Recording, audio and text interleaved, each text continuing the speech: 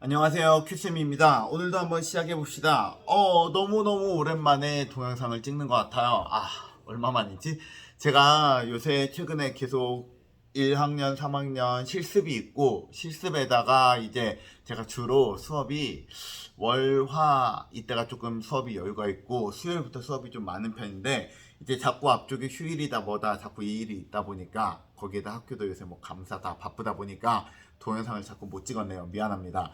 그래도 우리가 이제 제가 다시 한번 힘을 내볼 테니까 우리 다시 지금부터 우리 지금까지 배운 것도 한번 복습도 해보고, 아니면 제 영상을 처음 보는 학생들 같은 경우에는 이런 부분을 사람들이 주목을 하는구나 등등에 대해서도 좀 알아갔으면 좋겠습니다. 오늘은 지난번에 우리가 탄소 중립에 대해서 이야기하다가 통 못했잖아요. 오늘 이야기할 탄소 중립 주제는 뭐냐면 풍력 발전이에요.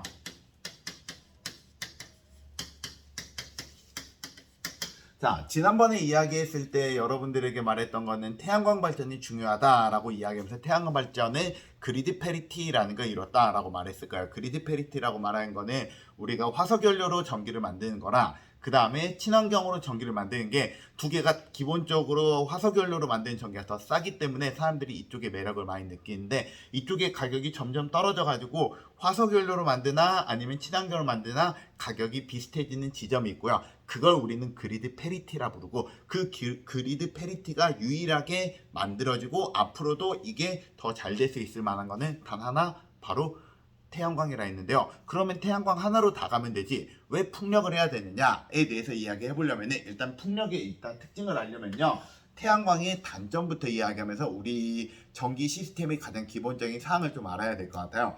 그래서 여러분들께 오늘 하나의 사진을 보여줄 건데요. 이 사진이 뭔지 한번 좀 같이 봐봅시다. 자, 여기 보이시나요? 이거는 여기 써있죠. 솔라 파워 더 커브라고 써있잖아요. 이게 무엇인지 좀 이야기를 해드릴게요. 더 커브라고 부르는 거는 무엇이냐면은 더 오리처럼 구부러졌다라는 건데요. 이 위쪽에 보면 X축과 Y축이 있는데요. 여기 X축 같은 경우에 무엇이냐면은 시간대예요. 설명을 해드릴게요. 시간대고요. 이 Y축은 뭐냐면 이게 전기 부하라는 건데, 이 전기 부하라는 개념을 조금 정확한 개념을 말해주고 여러분들이 이해하기 쉬운 개념을 다시 말할게요. 정확한 개념으로 말하면은 전기를 사람들이 많이 만드는데요. 그 많이 만드는 거랑 실제로 쓰는 것 차이의 간격 같은 거라고 생각을 하면 돼요. 해가지고 이게 숫자가 높아지면은 생산량이랑 그 다음에 실제로 사람들이 필요한 양이 점점 달라붙는다라고 생각하면 되고요. 그 다음에 만약에 이게 떨어졌다라면은 우리가 생산량이 조금 더 여유가 있다라고 생각을 하면 되는데요. 그냥 이거저거 어렵다라고 생각을 하면은 사람들이 언제 전기를 많이 쓰는가라고 봐도 상관이 없을 것 같아요. 자, 그래서 Y축 같은 경우에 전기의 사람들의 사용량이라고 대충 이야기해도 무방을 할 것 같으니까 이렇게 한번 이야기해보자면은 한번 우리가 생각을 해봅시다. 사람들은 전기를 언제 많이 쓸까요? 사람들이 전기를 쓰는 거는 보통 두 군데서 많이 써요. 집에서 쓰거나 회사에서 쓰거나, 맞지? 그러면 회사에서 일단 언제 쓰지? 회사에서 전기 쓰는 거는 회사 출근해서 퇴근할 때까지 쓰겠지. 회사 출근은 뭐 물론 24시간 돌아가는 회사도 있겠지만 일반적으로 회사 출근은 9시 출근, 6시 퇴근이겠지. 그러면은 회사는 9시부터 6시까지 전기를 쓸 거야. 오케이? 맞지? 그럼 이제 두 번째로 집에서는 언제 전기를 쓸 거냐? 집에서 전기를 언제 많이 쓸 건지를 봐보려면 집에서 어디에 전기 제품이 제일 많은지를 보면 되잖아요. 어디가 제일 많을까요? 당연히 집에 있는 모든 전기 제품은 주방과 세탁실에 몰려 있어요. 그 중에 가장 많은 곳은 주방이에요. 여러분들 집에서 봐보면 뭐 에어컨, 물론 에어컨도 어마어마한 전기를 먹긴 하지만 에어컨이 한 1000W 정도 되는데요. 에어컨이 1000W 먹는 것만큼 그 정도의 전기는 우리가 주방에 있는 커피포트도 그 정도 되고요. 전자레인지도 그 정도 되고요. 인덕션은 외국산 인덕션 같은 경우에 3000에서 4000W 정도 되는 것도 굉장히 많이 있고, 하이라이트도 되게 전기를 많이 먹고, 요새는 오븐도 있고 에어프라이어도 있는 주방에서 즉 전기를 많이 쓰는 게 많이 있기 때문에 대부분 집에서 전기를 언제 많이 써요? 라고 말하면은 가장 많이 쓰는 거는 음식할 때 많이 쓴답니다. 여기까지 좀 알고 있으세요. 그러면 하루에 음식 3번 먹잖아요. 아침, 점심, 저녁. 그 중에 점심은 회사에서 먹을 거니까 넘어가고, 그러면 아침 아니면 저녁인데요. 아침밥을 우리나라에서는 사람들이 굉장히 많은 먹는 집도 있지만 대부분은 아침보다는 저녁을 많이 먹겠지. 그래서 저녁밥이 되게 중요해요. 그럼 한번 봐봅시다. 사람들이 저녁밥을 몇 시에 먹을까요? 사람들이 저녁밥을 몇 시에 먹는지는 퇴근 시간에 따라 달라요. 지금 9시부터 6시까지라고 말했는데 실제로 6시까지가 아니에요. 예를 들어서 저 같은 경우에는 교사잖아요. 교사들은 보통 퇴근 시간이 4시 30분이에요. 그럼 집에 가면은 대충 한 5시쯤이 되겠지. 그럼 5시쯤에 요리를 시작해가지고 한 6시에서 6시 반쯤에 먹겠는데, 그러면은 나한테서는 요리 시간이 한 5시부터 6시 반까지 한 1시간 반 정도가 될 거란 말이야. 근데 만약에 퇴근 시간이 6시에 만약에 퇴근 시작하는 사람들 같은 경우에는 6시 반에서 7시쯤에 집에 도착할 거잖아. 그러면 밥을 먹는다면은 7시 반에서 8시가 돼버리잖아. 그러니까 우리가 실제로 밥 먹는 시간은 언제쯤이 되냐면 요리하는 시간은 대충 오후 5시부터 8시까지 되는 거야. 자, 여기에서 중요한 시간 하나 나와요. 바로 뭐냐면은 요 사이 시간이야. 무슨 말이냐면 대충 5시에서 6시 사이가 어떤 시간이 되냐면, 더 정확하면 5시부터 6시, 5시 한 7시 이때 사이가 사람들이 회사는 아직 안 끝난 사람들이 있는데 집에선 요리를 시작하는 시간이라고. 그러면은 양쪽에서 전기를 쓰게 되겠지. 그럼 어떻게 될까요? 전기 부하가 많이 걸릴 확률이 높아지는 거야. 여기까지 알겠어요? 그런데 문제는 전기의 생산량, 아까 이거 말할 때 전기 사용량이라고 말하지 않고 정확히 말하면은 생산량과 사용량이라고 말했잖아요. 그럴 때 전기의 생산량 같은 경우는 어떻게 될까? 우리가 친환경 에너지 중에 대표적인 게 태양광이라 했는데요. 태양광은 언제 전기가 많이 만들어지죠? 당연히 태양광은 해가 떴을 때 많이 만들어지겠지. 그러면 어떻게 되냐? 해가 방금 여기 9시고 오후 6시잖아요. 그러면은 방금 전에 말했던 것처럼 사용량 같은 경우에는 이때 살짝 올라가고 켰다가 이때 쓱 올라간 이런 느낌인데요. 실제로 생산량 같은 경우에 어떻게 되냐면 이때 많이 생산을 하고요. 저녁이 되면은 생산량이 떨어지게 돼요. 무슨 말이냐면은 오전이 문제가 아니라 오후 6시 때가 굉장히 큰 문제가 된다고요. 어떤 문제?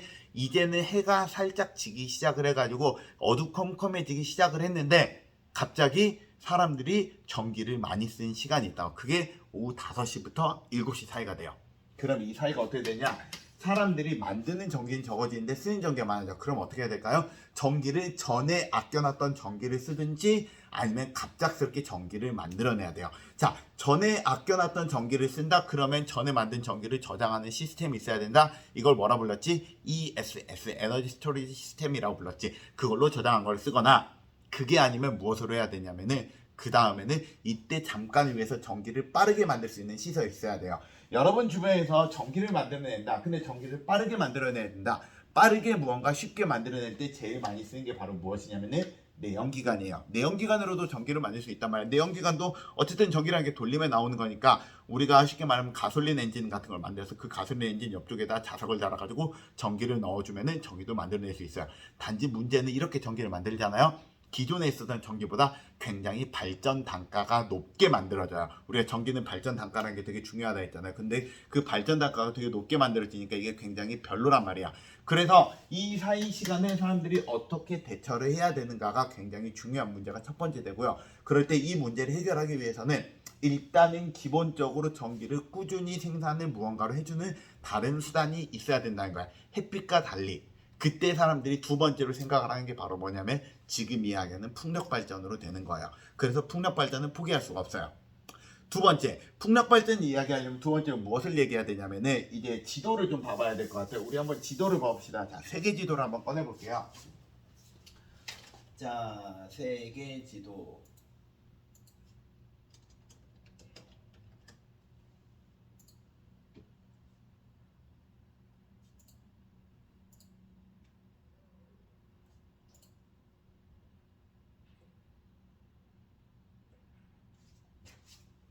자, 여기 세계지도 보이시나요?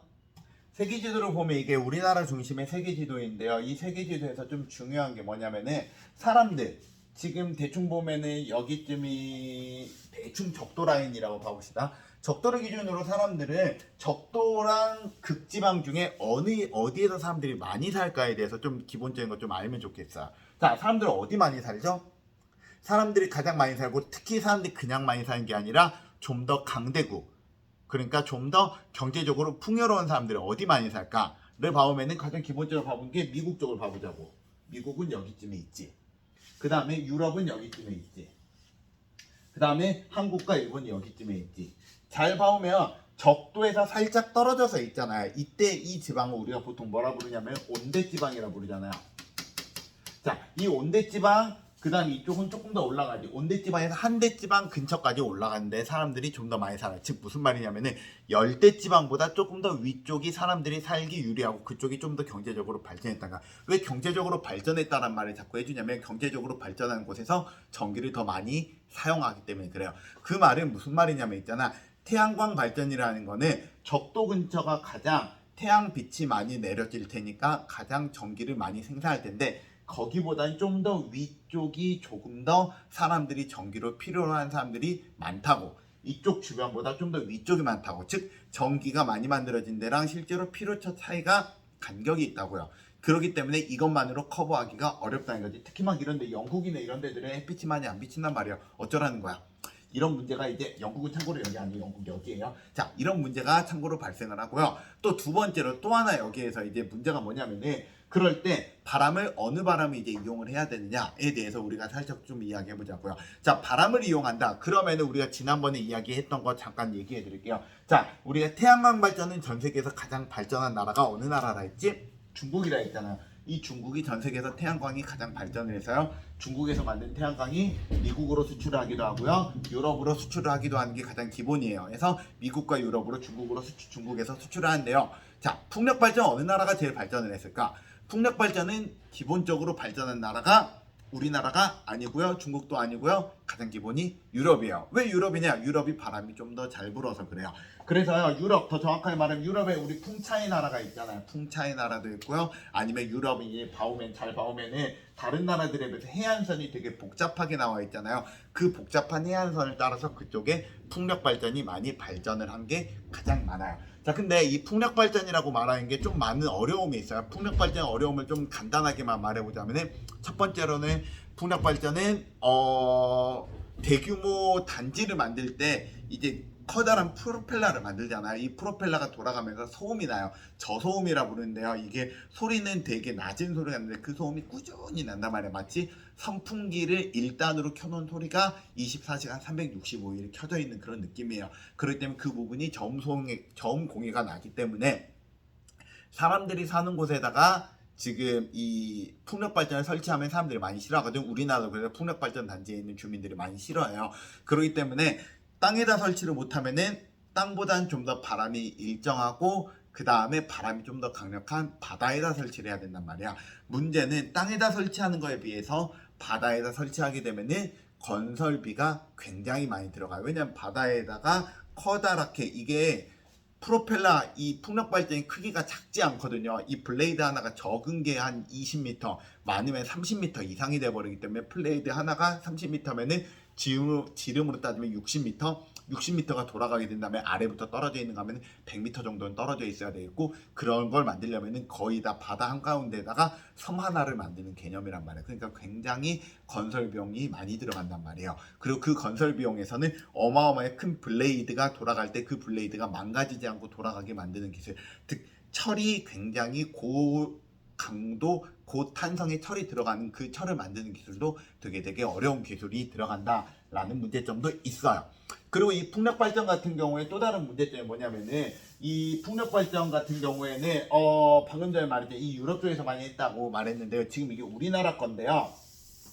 우리나라가 아니라 이거 유럽 중심의 지도로 잠깐만 한번 바꿔볼게요. 이거 우리나라 중심이니까 조금 설명이 안 되는데 자 어디 있을까? 유럽 중심 지도 여기 있다.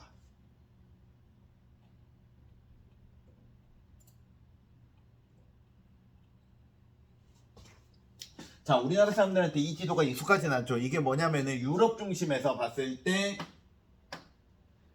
지도예요. 여기 유럽이 있고요. 여기 미국이 있고요. 한 바퀴 돌아서 여기에 우리나라가 있어요. 자, 유럽 중심의 지도를 왜 우리가 봐보냐면은 여러분들 기본적인 사항 하나만 말해볼게요. 우리나라 여기 있거든.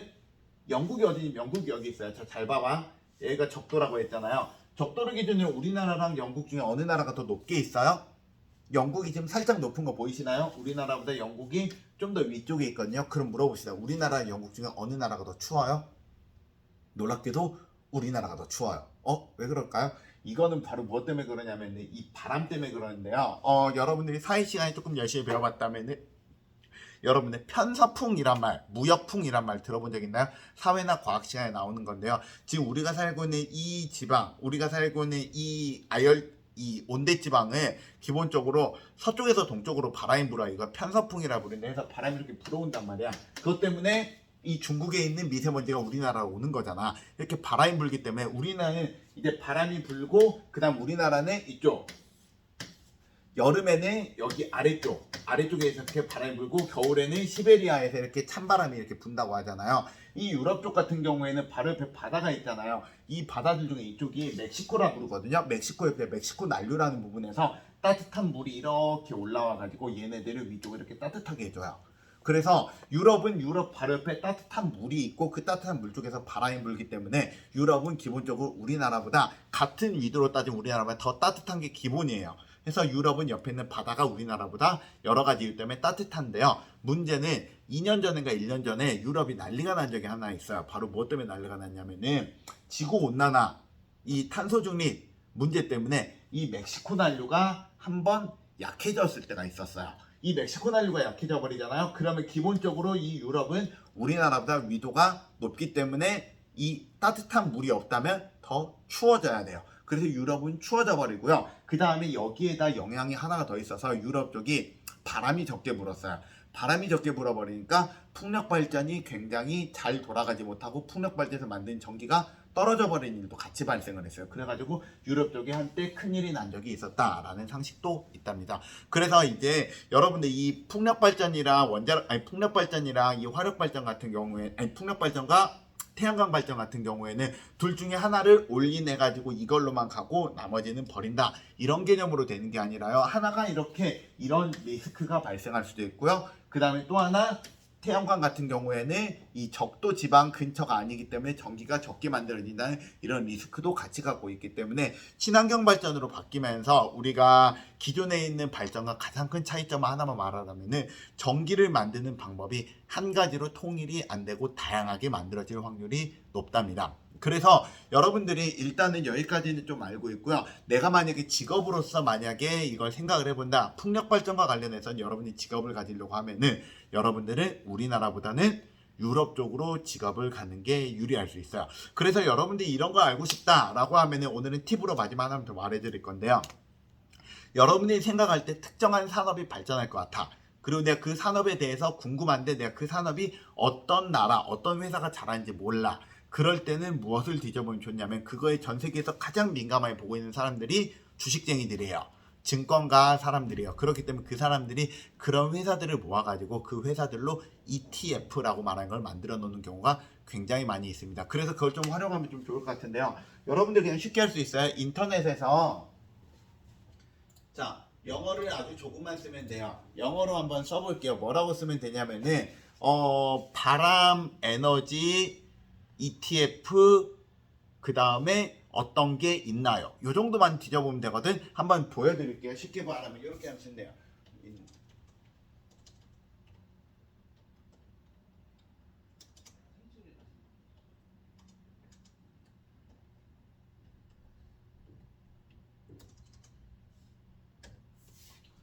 자, 윈드 에너지 ETF라고 뒤져보잖아요. 하면 전 세계에서 윈드 에너지랑 관련된 ETF들이 이렇게 나오거든요. 그 중에 가장 위쪽에 있는 거 한번 클릭을 해봐요. 하면은 퍼스트 트러스트에서 하는 윈드 에너지 ETF가 있다. 그리고 그게 티커라고 부르는 이 티커가 FAN이라고 있다. 나오고 있잖아요. 하면 그냥 이걸 찾아보면 돼요. 이 FAN이라는 ETF가 도대체 어떤 종목으로 구성이 되어 있나요? 봐보는 거지. 봐봅시다.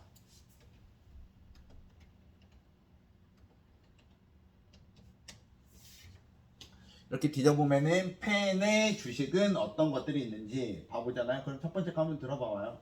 하면은 퍼스트 트러스트 어쩌고저쩌고 써있고요. 여기 쭉 써있지. 자, 글씨가 너무 작아서 안 보이니까 글씨를 좀 확대를 해드릴게요.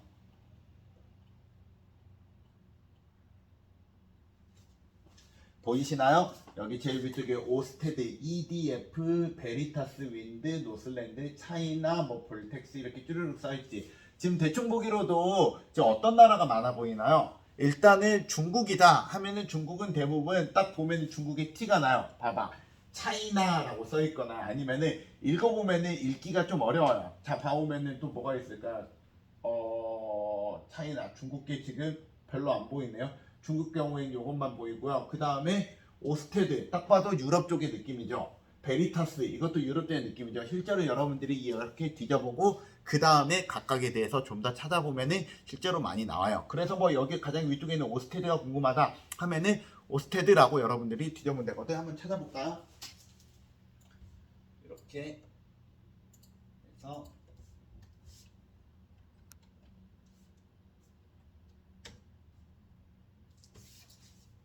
하면은 이게 어느 나라에 있는 컴퍼니인지도 이렇게 쭈르르륵 나오죠. 그래서 여러분들이 이렇게 찾아볼 수가 있으니까요. 여기 보면은 이런 식으로 여러분들이 원하는 직업에 대해서 궁금해할 때요. 그 직업이 나는 어디 나라에 있고 그 나라에서 어떤 곳에서 공부할 수 있는지도 굉장히 중요하다 생각하니까 이런 방법도 여러분들이 한번 찾아보면은 아, 내가 원하는 직업이 이런 나라에 많이 있구나. 그러면 내가 만약에 공부를 한다면은 내가 나중에 이런 나라로 유학을 가거나 이런 나라로 취업을 할 수 있겠구나 라는 생각도 할 수 있다고 생각하니까 우리가 기왕 친환경을 공부하는 거 직업이랑도 한번 연계 지어서 한번 생각해 보면 좋겠습니다. 자, 오늘은 좀 영상이 길었습니다. 오랜만에 찍어서 그래요. 앞으로는 조금 더 한 2, 3분 정도 짧게 만들도록 할게요. 오늘은 여기까지 할게요. 안녕.